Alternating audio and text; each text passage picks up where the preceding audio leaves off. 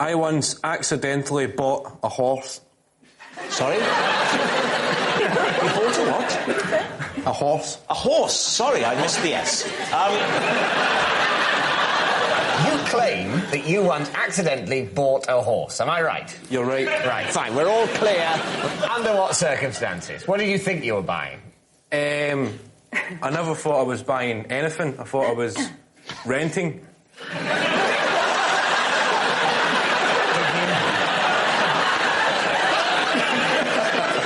Did you think you were renting a horse? Yes. Right.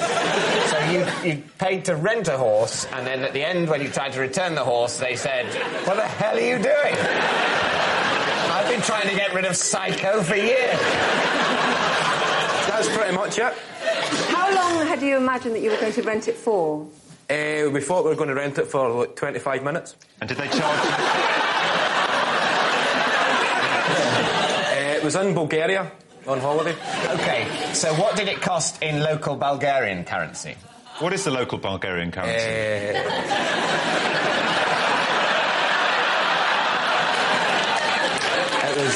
We're going to lose. It was 200 lev. Lev, L-E-V. I don't know how you pronounce it, but lev. 200 lev. 200 How Bulgarian. much is that in sterling, roughly? Roughly, At the time.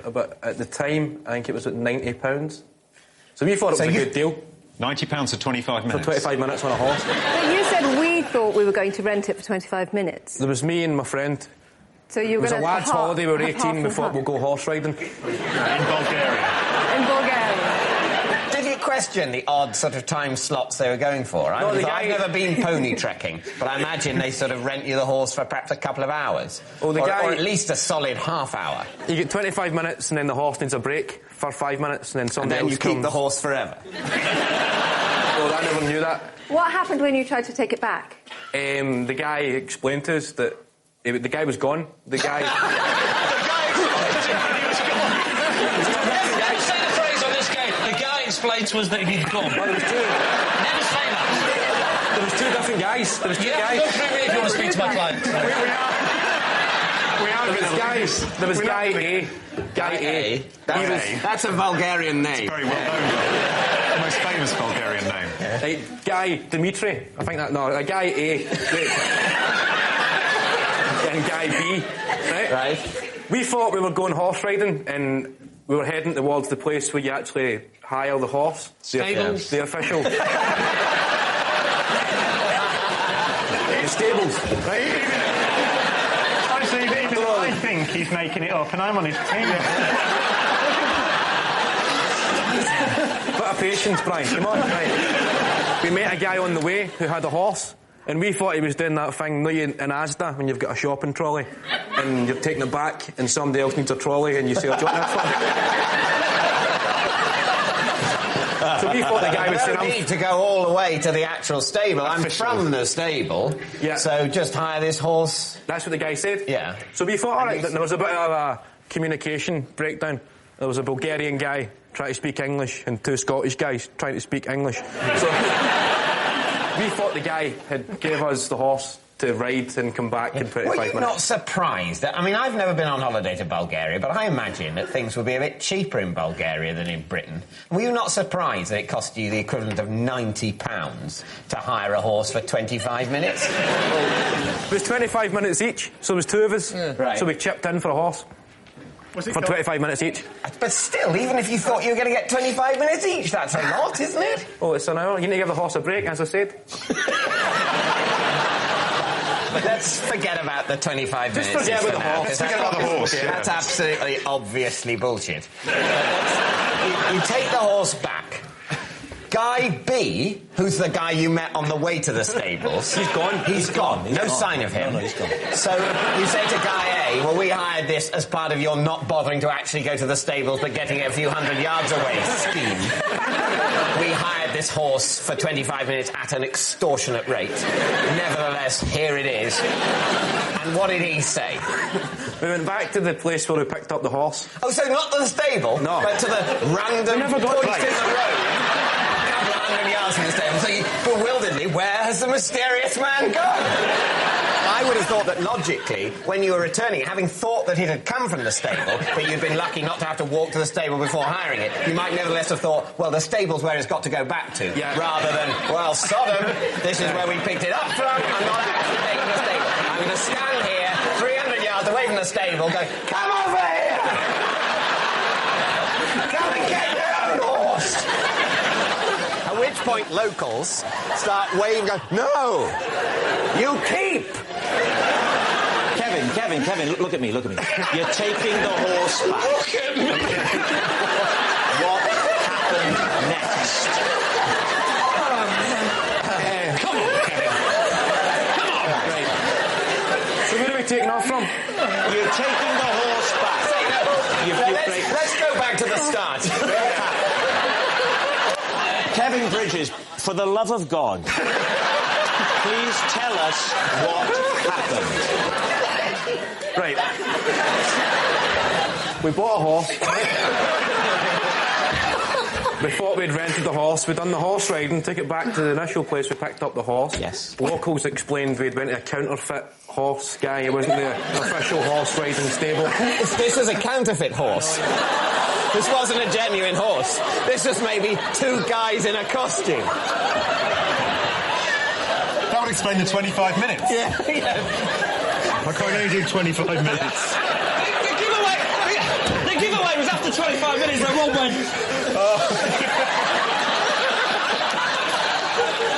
Right, let's crack on, lads.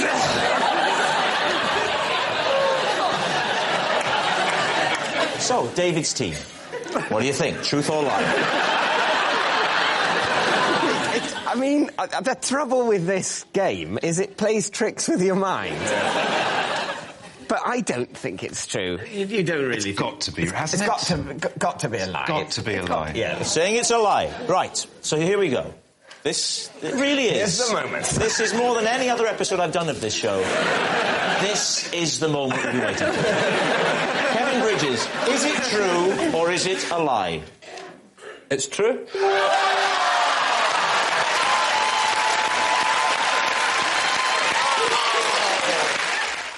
I once had to go all the way to Bradford just to make a phone call to prove I was in Bradford.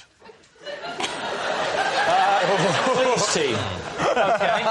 What? Why would you have to do that? Why? Yes. First of all, where were you living at the time? I was living in Birmingham For what reason did you have to go to Bradford? to make a phone call. OK. Who were you phoning?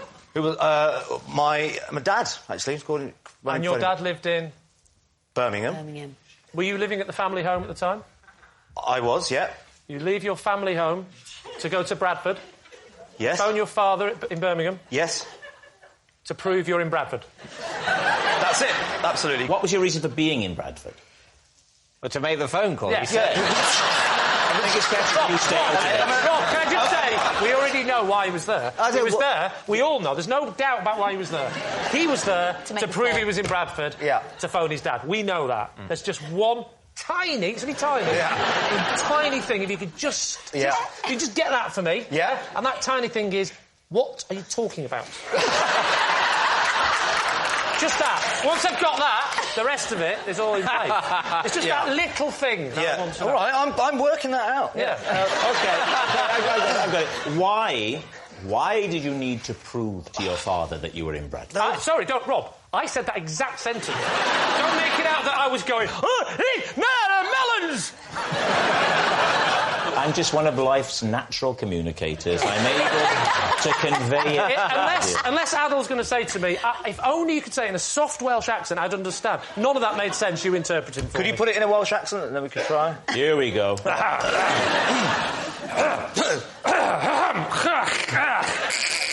That's it.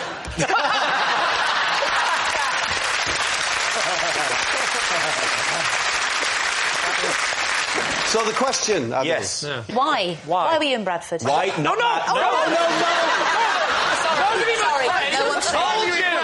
I know what he's going to say. You're trying to trick me here. Where were you, specifically? Don't say Bradford. Whereabouts in Bradford were you? When I called him, Yes. I was at the coach station. Why did he need to know you were at Bradford's coach station? Because that's where I told him I was going. Why? Where are you going? I told him I was going to a university open day. At Bradford? At Bradford, right. yeah. Now, am I right in saying that you weren't really going to this university open day? You were lying to your father. Yeah. So you were going to Bradford to Were you going to pretend you're Bradford at all? I wasn't intending to go to Bradford. Where were you intending to go? Birmingham. But you were already in Birmingham. I know. Yeah. But you had to go to Bradford because you see the number come up on the phone? Yeah, that's right. Thank you. Thank you very much. What was happening in Birmingham to stop you wanting to go to Bradford? I wanted to go to a gig in Birmingham. Music gig? Yes, that's right. It was an Asian club night. My dad thought I was at an open university day in Bradford. But I was in Birmingham to go out to this club night and I just happened to bump into my dad. And he says, I thought you were supposed to be in Bradford. And I said, I'm on my way. So he goes, get to Bradford. And when you get there, phone me. Yeah, make sure you call me. And you know as you're going, the only reason is because you know the number is going to be recognised, as opposed to phoning from Birmingham and pretending you're in Bradford. Yeah, because I was worried that he might try and call me back. So, you know, you get to a phone box. I see. And then he goes, let me call you back, son. What did you do? I couldn't get back because I've got a late coach. Why don't you just go to the Open University, wherever it was? Well, I didn't want to go to the Open University. I want to go to the club night. But you're not going to the club night, that's it. You can't go to the club night. There was no university thing. I'd made that bit up. Oh, there wasn't even... You made that up? Oh, you'd made it up? Yeah. So, you're in Bradford. Yeah. It's the evening. Yeah. What are you going to do? Well, basically, so I realised that, you know, what do you do if you're on your own in Bradford? You go and find a fellow Asian, you know. So I went into this pizza place near the station, and I just sort of put on the role of a vulnerable Pakistani student, and just said, you know, I need help and I want pizza. And he gave you a pizza for nothing. Not only did he give me a pizza, stroke of luck, he let me stay in a room that night. Why didn't you just go back to Birmingham? Because I couldn't get a coach. It was late. It was late. If it was too late, it would be after 10 o'clock or something, so you went to the open day... There's no open day. There wasn't.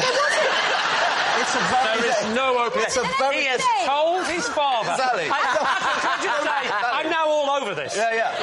He told his dad there's an open day. The open day doesn't exist. In Bradford. It's only there. It's only there as a lie, so he can pretend he's going to it and spending the night. He wants to go to the Asian club night now. His dad catches him in the street and goes, "Get yourself off to Bradford. You'll be late." He goes, "Oh yeah, forgotten all about that." He gets on the bus. He goes up to Bradford. He's now going to ring the dad because he knows that he'll phone him back. And then he's now in Bradford. He can't get the bus back. It's far too late. There's no open weekend. But luckily, he's starving, and as we all know, there's one thing that the Asian community like. It's a pizza. And then he goes...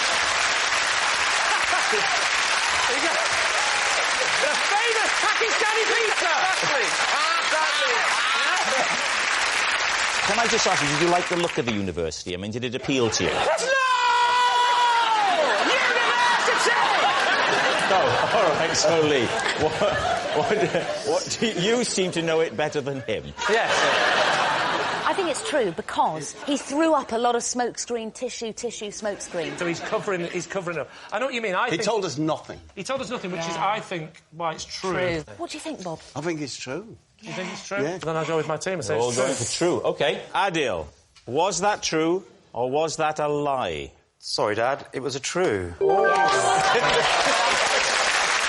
When I meet someone for the very first time, I automatically make a mental note of what animal I think they are. Once it's in, I never forget it. Please, team. Do I raise my... I don't raise my hand, do I? Do you need to go to the toilet? Jamie, just to be clear, you may be dressed like a 7-year-old, but you don't have to behave like one.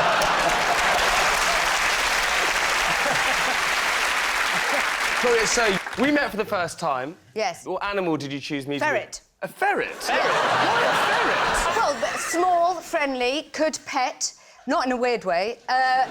Immediately, ferret. And will you always see him as a ferret now? That's it. That's it. Finished. I mean, you might have another name, well done, but in my mind, ferret. Can you do all of us with that system? Of course. Beaver. Talk to you or me? Which one? You. Me? I'm the beaver. No, Why am I a beaver? You're a cat. I'd love to be No, a you're cat. a cat. Oh, I'm so You're glad. a cat. Sorry, Quite a fancy whoa, cat. beaver? Yes. Why beaver? It's just automatic. I mean, I'm not... I can see that. Yeah, I can see that. Beavers have got big teeth and they're a bit smelly looking. And your point is, no, you're total beaver. Common cuckoo, this one. What? A common cuckoo. Why a cuckoo? Normally I don't think about it. Common cuckoo, owl, puppy. End of.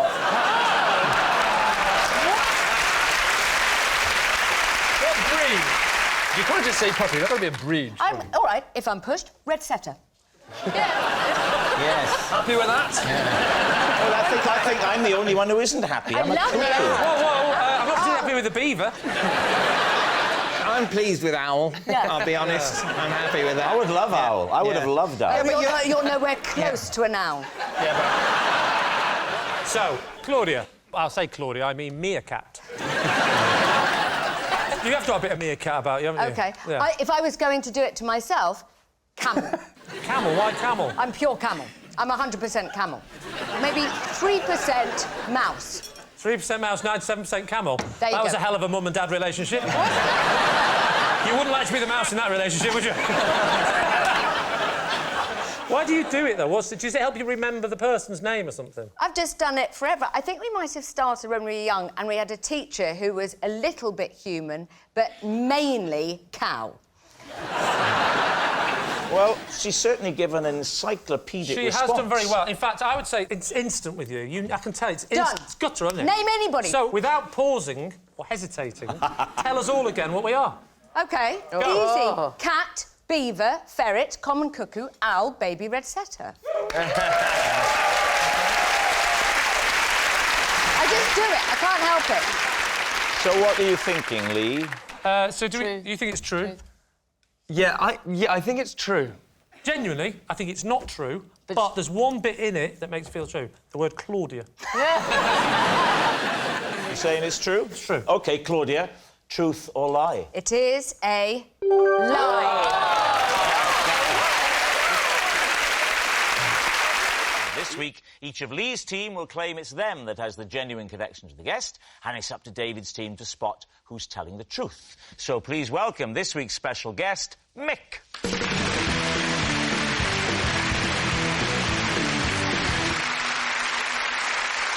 So, Gabby, what is Mick to you? This is Mick, and I deliberately tripped him up during the wheelbarrow race at my son's sports day. OK, James, how do you know Mick? This is Mick, and for 6 months, he was my sworn enemy when a practical joke got out of hand. Then finally, Lee. This is Mick, he's my son, and I'm only allowed to see him every second Friday.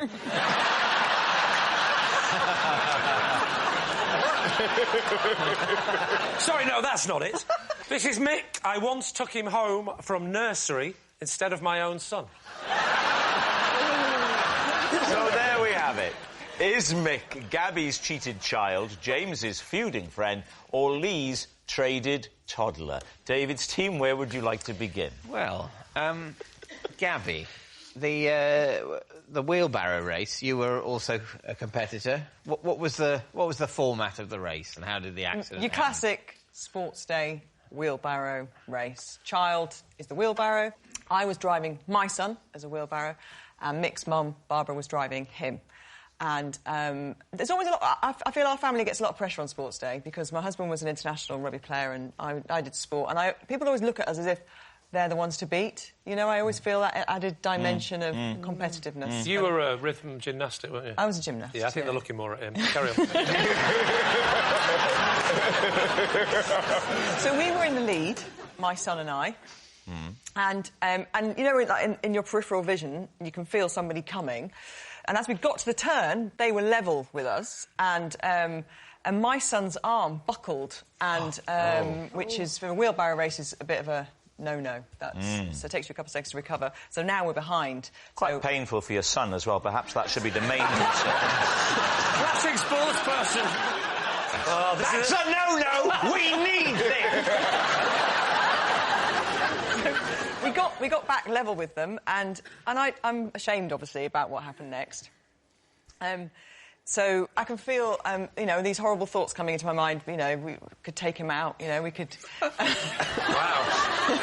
Come on, this is why we've been taking all the drugs. And I stood on his hand, and so I know deliberately. You were thinking, We should take him out. So he then slightly buckled.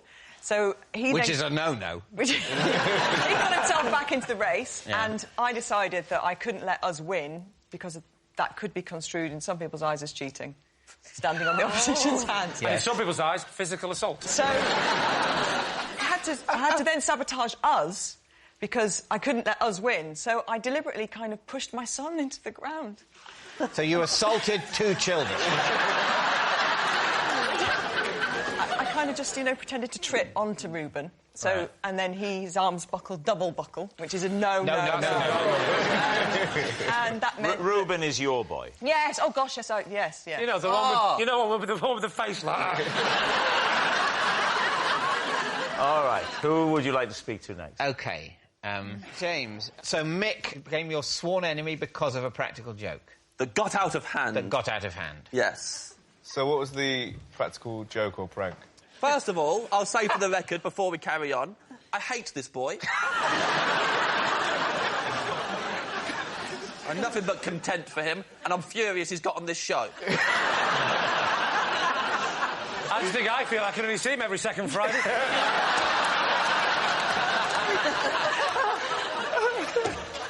So what was the practical joke, James? He put cabbage leaves in my bed. How did he get in your room?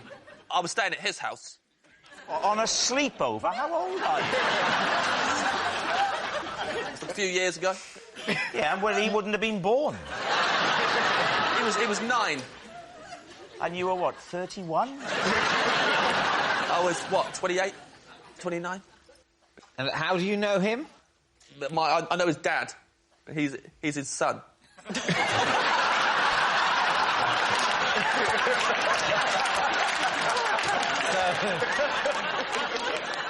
And you were staying at their house? Yes. Why did he put cabbage leaves? Why is that a thing? Well, it's not a thing until he started doing it. Yeah. There's something severely wrong with him. I don't know why he started... But you say this kind of started doing it? Yeah. What do you mean, this is a one occasion when you're staying there? Well, I don't know. This is the first of many, David. I said got out of hand. I do not use those words lightly. So you regularly stay at the house of... Oh, no. Oh. This little man does not restrict these pranks to his own house. He has no respect for anyone's privacy and will cross any boundaries available to him. I hate him with all my heart. Yeah.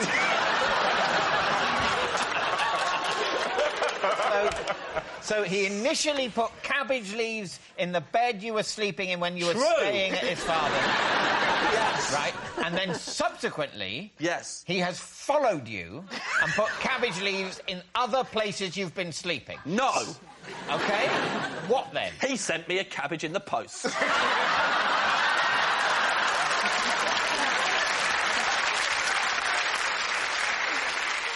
He sent me half a cabbage, cling-filmed, in a box.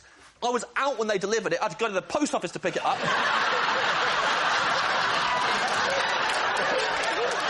There was a note inside that said, "You got cabbaged again."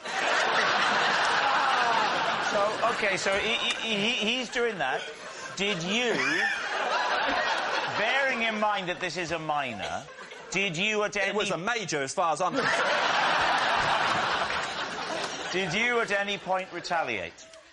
Yeah, but it took me 6 months. What did you do? After 6 months of this... Well, but you say 6 months of this. Yeah. What is this? There's the initial cabbage leaves in the bed at his house, and there's the posted half cabbage. Yeah. Anything else? His granddad cabbaged me to my face. What does that mean? He gave me a present. It was all wrapped up nice. I thought it was a nice present. I unwrapped it. It was another half a cabbage wrapped in cling film. Members of the public started cabbaging me. I made the mistake of talking about it on the radio, and then everyone got the idea, and I couldn't turn up to a gig without there being a cabbage hidden somewhere in my dressing room. Well, thank God you're playing safe and not saying it on telly, eh? Yeah.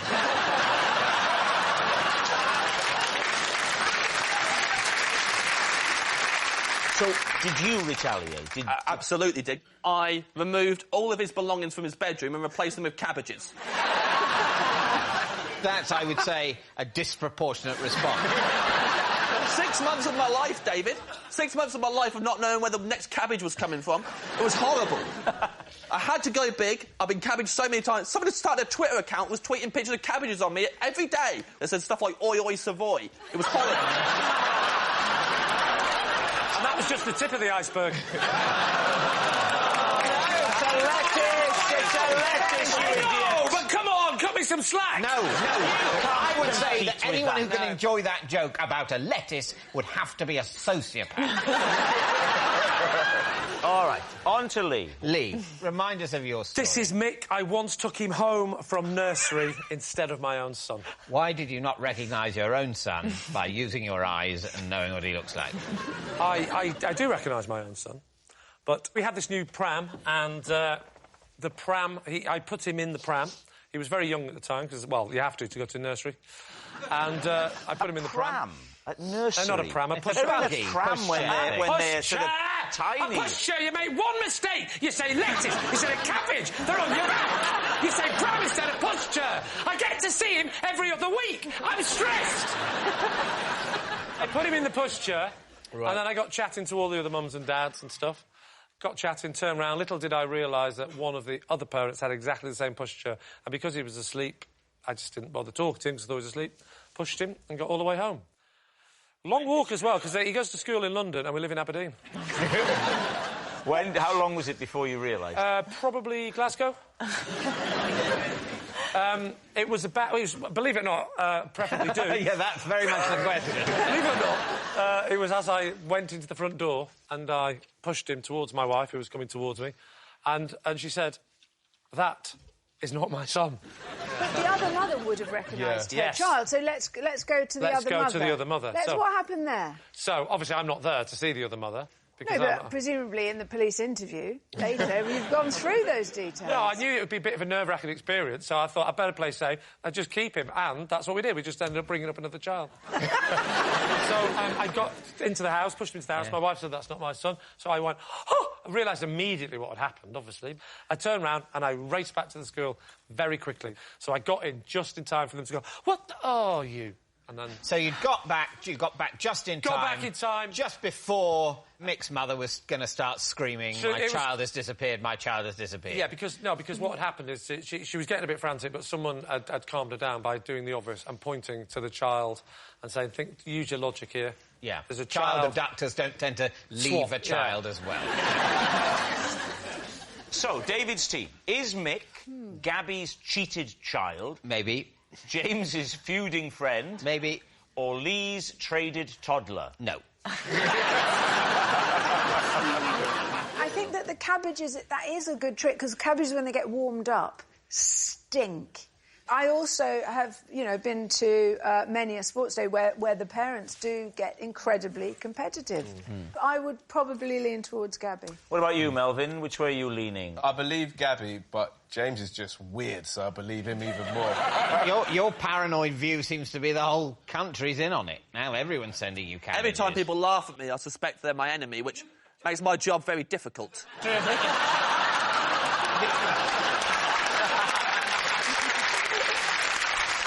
You think Gabby, but James even more. And David thinks it's me, so... Yeah.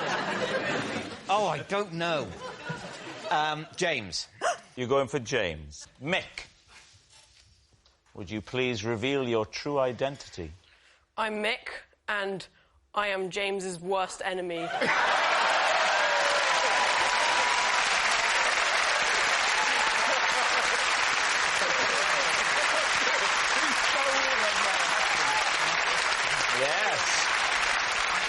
Mick is James's feuding friend, and here's the proof that is what James did to Mick's bedroom. Thank you very much, Mick. This is the sweatshirt that my wife and I put on together when we are cozying up on a chilly evening. We call it the Cuddle Jumper.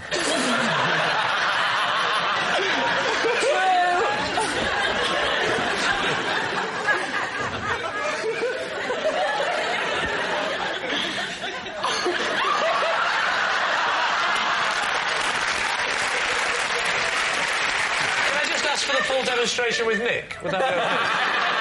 Can we see a model? Can you model with Rob the Cuddle Jumper? Prefer not to. Well, we all prefer not to. That's why I got in quick. Because I know where it was headed. Yeah, you can cuddle up with him and you can... I have to get in there. Come on, Nick. I know you've not done it before. Think of yourself as a bit of an apprentice with this. There we go. Stick your... How do we...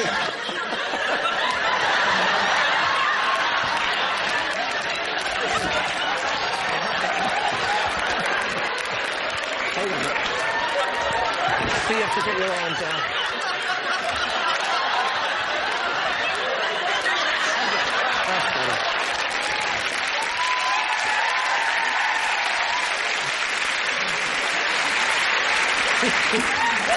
Quite nice, actually. All right. You can just sit in my lap then. Right. Ask. Who wants to ask first? Both teams. Nick, how does it feel? Yeah, that's my phone, by the way. Hard to describe accurately. Will you help me and turn this way? Because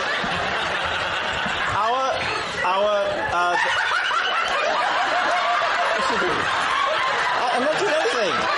I'm not doing anything.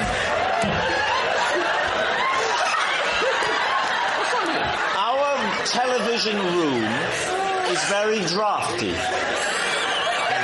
So, what are you doing? Whoa, come back. It's very drafty. And we saw this on a shopping channel, and we ordered it for a laugh, and it's actually, I mean, you'd have to admit, it's very cosy. He looks like a ventriloquist dummy now. I'll tell you what, Orville's let himself go, hasn't he?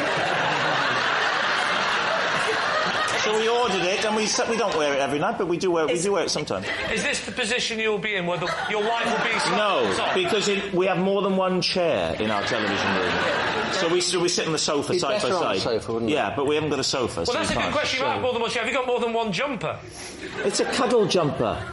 Well, why do you wear jumpers and cuddle up? Why did you get it in orange? We wanted that Guantanamo feel, you know? Do they have pants, too? No. You could have pants, couldn't you? 3 legs. Are you suggesting that you lose the pants? Does the design lend itself to intimacy? Yes. Not tonight, it doesn't.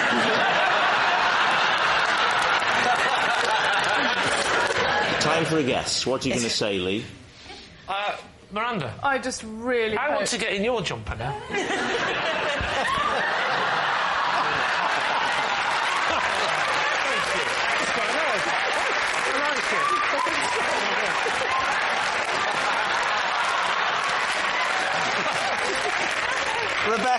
Rebecca, this does put some pressure on you. See the mile Davies trousers. So what do you think, Lee? I don't want to rush it, I'm really cosy. So what are you saying, truth or lie?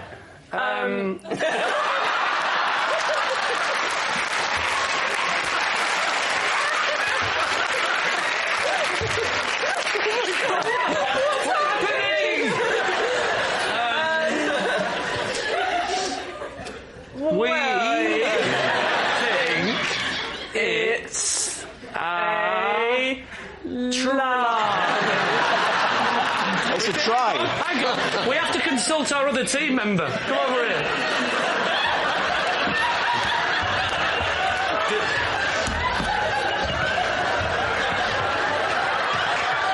Do we think it's true or a lie? I don't know what the question is. The question is, does he cuddle up to his wife with this jumper? No. No. Nick, he's got strong thighs, this boy. And you've got a very bony bum. David, what about you and Rebecca and Jack? What do you think? I think it might be true. I think it's true. In a bizarre, perverse Quick as you like. universe. We'll go for true. You're saying true, and what are you saying? Oh, I forgot. Let's go back and ask Nick. We said it's a lie. You're saying it's a lie. Well, I can tell you, it's actually a lie. Now what do we do?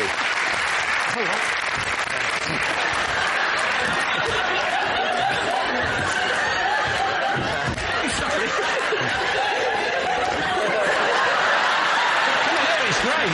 It's great. There's room for 3.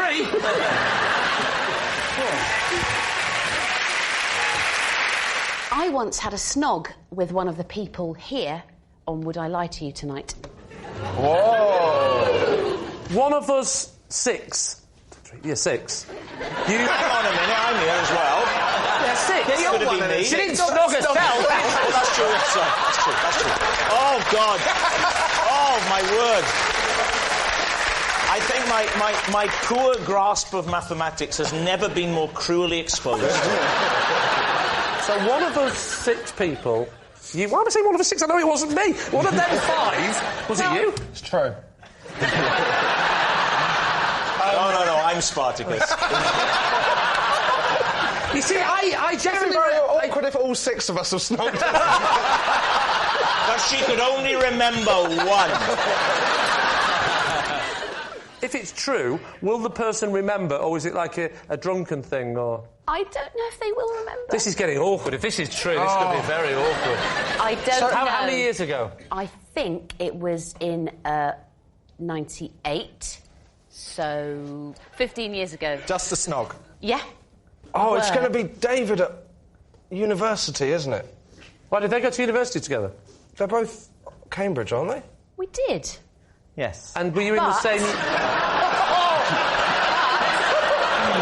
No, the plot thickens. David is quite a lot younger than me, so... but were you still hanging around the university? trying to prey on freshers in Freshers Week. What you haven't said yet, Mel, is you haven't really painted a lovely picture for us of the circumstances, where you were. Yeah. Just talk us through that. It was a works do. Not me. I've never worked in my life.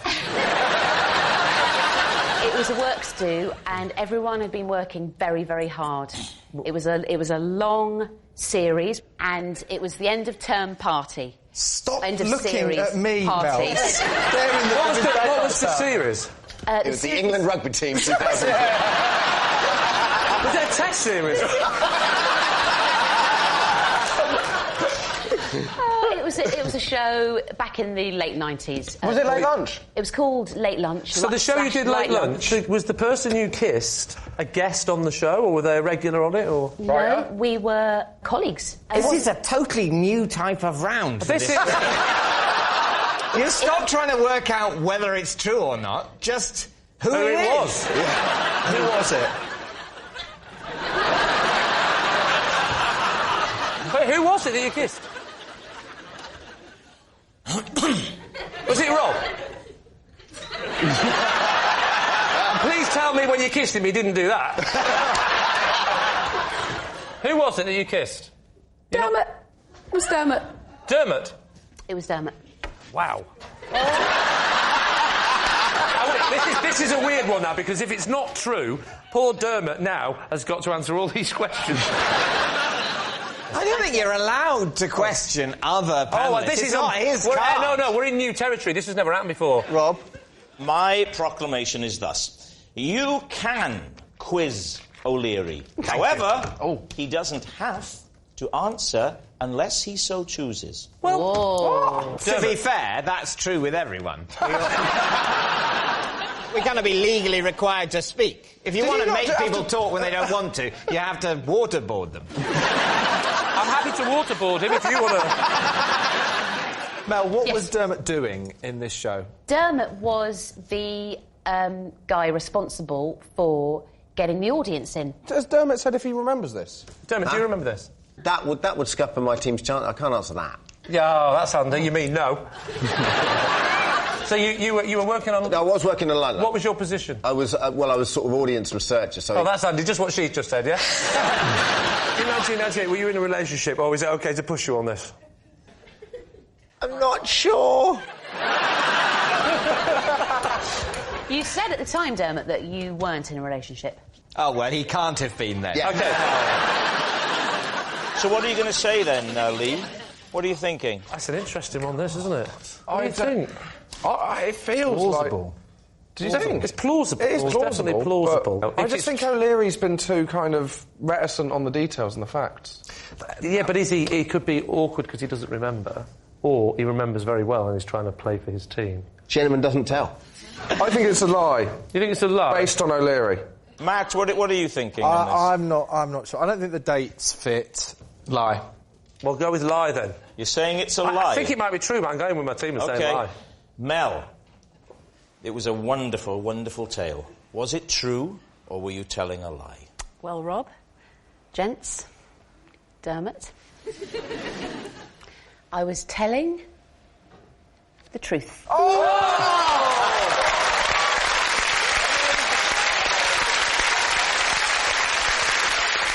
My middle name is Gary. Please, team. How is it spelt? Gary. Yeah. Why is your middle name Gary? Because we had an old uncle, Gary. My dad really looked up to him, idolised him, and he passed away when he was quite young. Your dad's uncle? My dad's uncle, yeah. In Jewish tradition, your middle name is someone who you've loved who has passed. So I got Gary. And have you had problems with this over the years? Yeah, I don't write it down. It's on my passport and my birth certificate, and that is it. What about at the wedding when you married Joe? Did they say, and do you, Stacey Gary Solomon? No? No, I was like, no middle names, and he didn't get his either. What's Joe's middle? Adam. Oh, you should have said Brenda. What are you thinking, Harry? It's so far-fetched, it's got to be true, isn't it? What do you think? I think it's true. Yeah. You don't think it's true? Yeah. Do you think it's a lie? I'll go with you guys. I'll go home tonight. My wife say, "Did you lose again?" I go, "Yep." Did you have a chance of winning? Yep. Got to the end. What did you get wrong? Oh, Stacey Solomon was on and she said her middle name was Gary. And she said that was a lie. No, we went for true. Because you know Stacey Solomon, she looks like a Gary, doesn't she? I don't buy it, but I'll go true. You're saying true? OK, Stacey, were you telling the truth? Or was it a lie?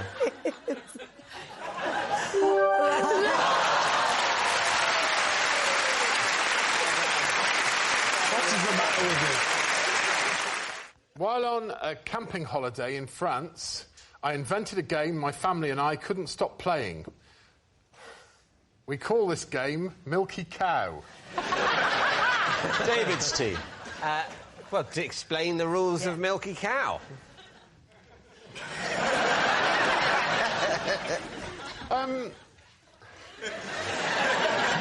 I feel I should probably start with the origin of Milky Cow. Would you? No need, just get straight to the detailed rundown of the rules, and then we can do the background later. Milky Cow is essentially... Don't look at me. It's a test of the strength of your lungs, really, because a player in Milky Cow would breathe in as deeply as they can and then breathe out whilst constantly saying the phrase Milky Cow. Mm-hmm. If you stop, then you're out. This is working, right? Yes. So the person who continually says Milky Cow for the longest is the winner. Right. So if let's say, imagine we're your family camping. We weren't camping. We were in a hotel, Claudia, but carry on. If you want to revert back to your car... Hey, hang on. Yes, refer back to your card for a moment. Oh, we were camping. You might want to keep that face up. First rule of what I like to you, always keep the card face up. I would say that Milky Cow was played for many summers. And it was played in hotels and camping. It was the origins, actually. We were in a sort of chalet in a mobile home. Can we play Milky Cow? Absolutely, let's play it. So go on. You're not going to ask me, so I'm going to tell you the origins because it's relevant. My sister saw a lady on the same chalet area in the south of France. Yeah. And she was a perfectly normal-looking girl, but my sister said, "Look at that Milky Cow." And when we all looked at her, she had quite bovine features. every day we saw her, and Milky Cow became exaggerated every time we saw her. So the first time we saw her, my sister went, "Look at that, Milky Cow." We all went, "Oh." And maybe on the third or fourth day... Yeah. my sister just naturally went, "Milky Cow." And then we all started driving past her and going, "Milky Cow." And as the days went on, it became Milky Cow. Eventually... Oh, I've been on this show for 5 minutes, I already feel insane. Eventually, it became a test of who could say the longest. Right. So, do you want to... Of course. Play? Well, you say that it's addictive, so I imagine if I start now, I'm off. Yeah. All right. Maybe we'll stop playing Would I Lie to You? It'll be like a footnote in the history of the incredibly successful television programme Milky Cow. For the first 11 or 12 series, it was another game called Would I Lie to You? What's the point in all those lies and truth? Let's just all go Milky Cow for hours and hours and hours, because it turns out to be the most entertaining and addictive thing you can imagine, and heroin sales will go through the floor.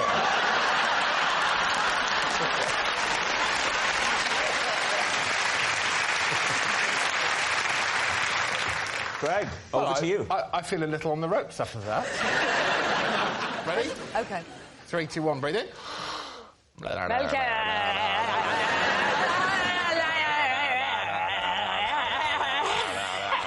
good fun. Milky Cow, I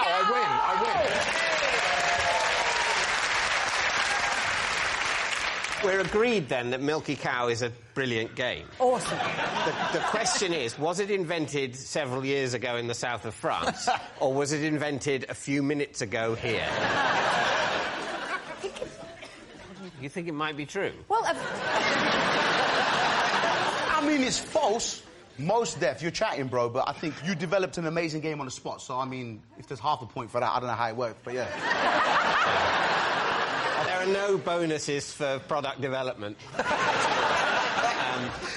I think it's unlikely to be true. Yes, agreed. Are you saying lie? Are you happy to go lie? Yeah, of course, You're chatting, yeah. OK, you're saying lie. Right. Greg. Lie. Milky Cow. Yes. The south of France. A mobile chalet. Truth or lie? Well, I am delighted to introduce Milky Cow to the national stage, because it's true. I once had to interview Lady Gaga using an American accent because her manager told me there was no way she'd be able to understand my northern voice. Can you repeat that? I didn't understand a word of it. So, your accent, you are from? Blackburn, Lancashire. An exotic place. I grew up in Blackburn. Did you now? Hey, maybe we were in the same year at school. Unlikely. What school did you go to? I went to a school that was confusingly called Everton High School, which is in Blackburn. It's been abolished, though, hasn't it? It's been demolished. Demolished. Well, it has. It's not been abolished. It's been demolished, and as is my dad's house, and as the house we lived in before that. Oh, my Because God. it's every comedian's dream to have a blue plaque outside a house, but they're just wiping all history of me. Oh, my God. The hospital that I was born in has been knocked down as well, and now it's a block of flats across from what used to be where we used to go shopping, Quick Save. That's been knocked down too. My mum used to work at Quick Save. No I hope she way. got out before they knocked it down. I haven't seen it for a while. They've even knocked down the brewery. Have they? Oh, my God. OK, I'm going to step in at this point my God. and just see if we can open the show out to people who didn't grow up in Blackburn. Wow. So, you were interviewing Lady Gaga. Why were you... Shut up. Why were you interviewing Lady? I was presenting a music TV show. Of course. And, yeah, she was promoting one of her brand-new singles. I want to confirm you've met Lady Gaga. Yeah, 100%. Is she very little? She's not very little. How little? I'd say she's about 5'6". Pretty tall. Pretty tall, I must say. Statuesque, surely. How far did you get into the interview before Lady Gaga said, "I haven't understood a single word this lady has said to me"? I was chatting away, asking her loads of questions, really liked her outfit. I just want a figure, just a number. Okay. Just minutes. I'd say, I don't know, like 2 minutes. Was that 2 minutes mainly you talking about what in Blackburn had been demolished? Yeah. And when you did the American, did she do Blackburn from then on as well? Lady Gaga. All right. What are you thinking? Well, I think it's true because... Why? Well, because it's very plausible that AJ has interviewed Lady Gaga, and it's also plausible that Lady Gaga just doesn't understand more than one kind of accent. Well, here's the thing. Can you understand what she's saying? Yes, because I'm bright. Right. Lady Gaga, your songs are great, your outfits are tremendous, but not so good with the English. So... Are you struggling to understand her Lancashire accent? No. This is where I'm worried that it might not be true, because I think every very word... clear, isn't it? It is pretty And clear. the other thing about Americans is, I find, as someone from the north myself, that they think we're all posh. They just think everyone with an English accent is posh, so we all sound the same to them. Mate, they do not think you're posh. Let me tell you that right now. What are you going to say on behalf of your team? Right. Well, I don't know. I'm saying true. True. OK, we're going to go true, but I can't understand why Lady Gaga can't understand her accent. All right, but you're saying true. OK, AJ, were you telling us the truth or were you telling us a lie? I was telling you a lie! I once had to explain to the police why I had 2 coffins in the back of my van. David's team. Imagine I'm the police. Why have you got 2 coffins in the back of your van, sir? Well, I was doing a touring play at the time, and there was vampires in it. Yeah. So we had 2 coffins in the back of the van as props. And we were actually in Germany doing this play called Neighbours with Long Teeth. And... Things never translate from English to German. Why did the police stop you? Well, unbeknownst to us, the head of the Deutsche Bank had just been assassinated in Frankfurt. Right. And they were stopping everyone. And so they were pulling over basically all vans? They were looking for anything dodgy, basically, I guess. Right. Where were you? Which city? It was just outside Frankfurt. I live there. Do you? Yeah. So they pulled you over. Machine guns, everything. Very, very serious situation. Yeah. And we had to explain the plot of our play, Neighbours with Long Teeth. Because you speak a bit of German. So Yeah. you were the... How many of you were there? 3 of us. Oh, you should have said 9. What sort of venues are you touring around? Schools. Schools. So... The plot went that I was a sort of young 17-year-old schoolboy who'd fallen in love with my neighbour who was a vampire, and she came up out of the coffin, and that's where we first met. And what was the other coffin for? The other coffin was for her parents, her mum or her dad. I think they shared, because they're a married couple, they're allowed to... I mean, to be fair, Moxie is loving this show.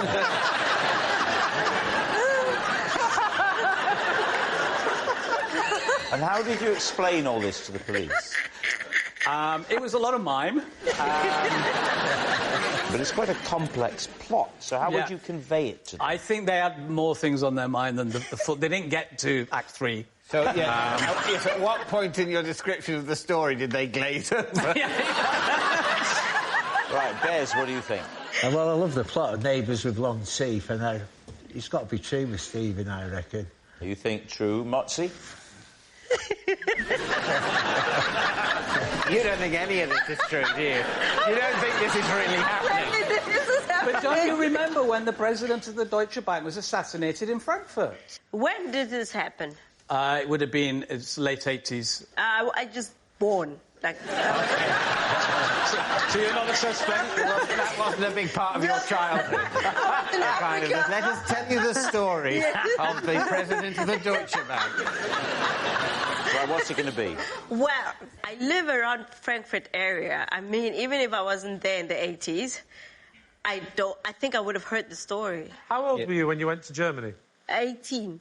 You arrived in Frankfurt over 20 years after Steve's van was pulled over. I am not surprised they didn't mention it. But this is a story. This is culture. You carry that on. A school's tour of a play about vampires, and the police pull over their van once on what was quite a busy day for the police. I cannot share your confidence that they would have mentioned it to you, an 18-year-old dancer coming from South Africa. I don't think that would be on the things you need to know. Local restaurants, you know, this is how you pay the tax, the bins come on Tuesdays. Oh, and I must tell you, back in the late 80s, there was a guy here and he had a couple of coffins in his van. Turned out it was just a school's tour. If that's what you're basing it on, I'm going with Bez.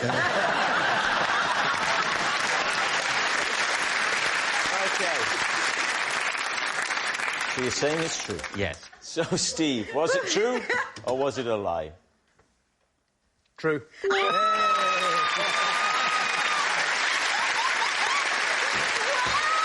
they never mentioned it!